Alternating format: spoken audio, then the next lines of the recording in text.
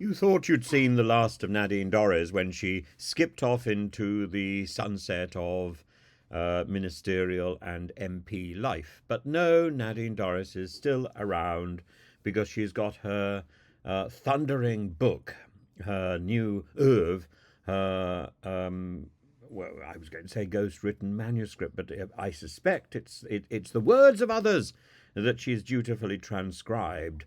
So not really ghosted at all. Just she's acting as an amanuensis, as a secretary for other people's opining, other people's moaning, other people's criticism, all of which, of course, could be levelled at her. Anyway, she quit the House of Commons after spending a year doing nothing, and she has tried her hand at television and failed, and now she's gone back to books and producing books. I've got all her books so far. I'm looking forward to receiving this latest book, and I will compare the style with the ones that preceded it, as indeed I compared the style of the books with the tweets that she put out. And I thought they didn't really belong to the same hand, but there we are. I may be wrong.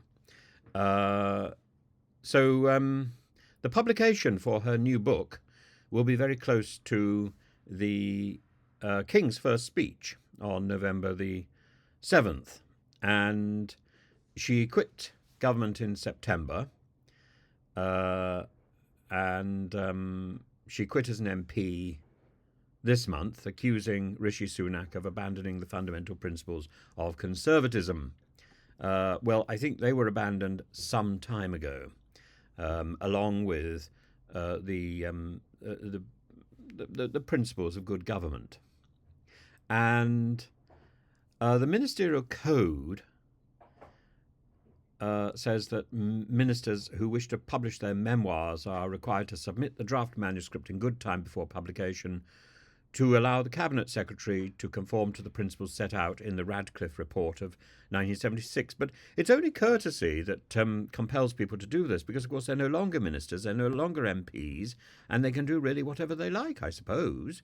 The Radcliffe rules were designed in the 1970s to stop ministers publishing material that might endanger national security. I'm sure Nadine Dorries wouldn't know really what that was, and isn't really interested in it. She's interested in tittle-tattle, and HarperCollins, I'm sure, are only too happy. But they point out this isn't a memoir, so it doesn't fall under those rules. It will carry a photograph of Nadine, as is common, but it will be something different. It's going to be called The Plot, the Political Assassination of Boris Johnson. And it's a narrative garnered from the testimony of multiple sources within Westminster.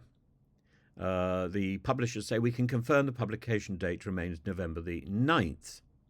So I think it's very interesting that because it's not a memoir, it doesn't need to be approved. A government minister said that the subject matter covers her period in office and therefore is subject in principle to the code.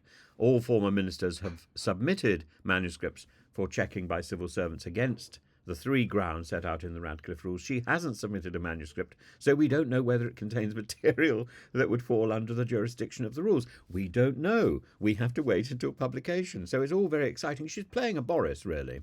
I think she wants to be, she wants to go out as the martyr who sacrificed herself for Boris, a little bit like what's that? A little bit like throwing herself on the pyre.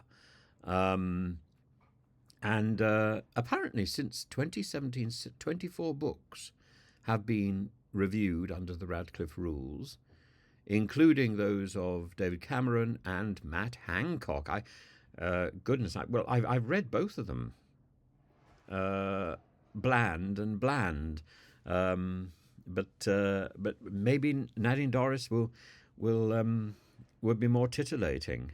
There are titillating moments in her novels, but they are rather dull. And anyway, HarperCollins says it will be a seismic, fly on the wall account of how the saviour of the Conservative Party became a pariah. It will be a damning trail of treachery and deceit fueled by an obsessive pursuit of power which threatens to topple the very fabric of our democracy. But that's enough about Nadine Dorries' attempt to get onto Talk TV. I am looking forward to her publication enormously. To have another Nadine Dorries book on my shelf. Well, it's all anybody could ever want, isn't it?